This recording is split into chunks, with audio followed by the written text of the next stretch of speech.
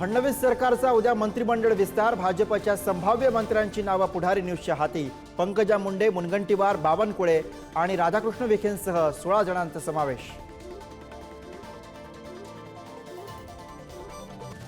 नरहरी झिरवाळ आणि अनिल पाटलांना मंत्रिपदासाठी फोन गेल्याची माहिती। उद्या शपथविधीसाठी राष्ट्रवादीचे प्रदेशाध्यक्ष सुनील तटकरेंनी केला फोन।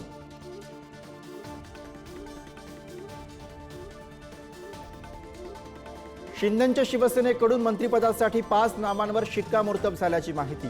शिंदेंच्या शिवसेनेकडून यंदा संजय शिरसाट आणि शिवतारेंना मंत्रिपद, उदय सामंत, शंभूराज देसाई, भुसेंना पुन्हा मंत्रिपदाची संधी।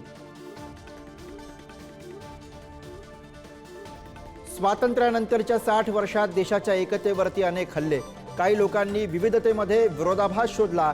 संविधानावरील चर्चेला उत्तर देताना मोदींचा काँग्रेसवर हल्लाबोल।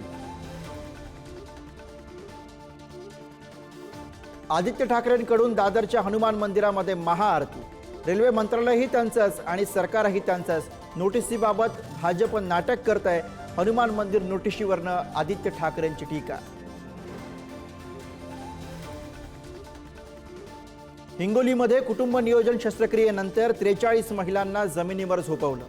आखाडा बाळापूरच्या ग्रामीण रुग्णालयातला प्रकार, खाटा नसल्यामुळे रुग्णांना जमिनीवर झोपवण्याची वेळ।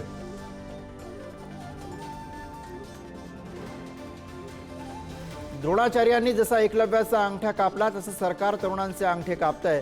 संविधानावरील चर्चेदरम्यान राहुल गांधींचा भाजपवर हल्लाबोल। दिल्ली सीमेवरती शेतकऱ्यांना रोखल्यावरूनही घणाघात। इंदिरा गांधींनी एका पत्रात सावरकरांचा गौरव केला होता, मग त्या संविधान विरोधी आहेत का? श्रीकांत शिंदेंचा राहुल गांधींना खोचक सवाल।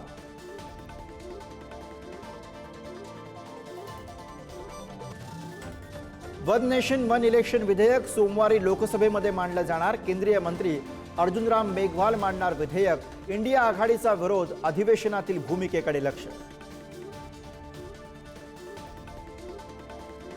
दिल्लीच्या शंभू सीमेवर शेतकरी आणि पोलीस संघर्ष पेटण्याची शक्यता।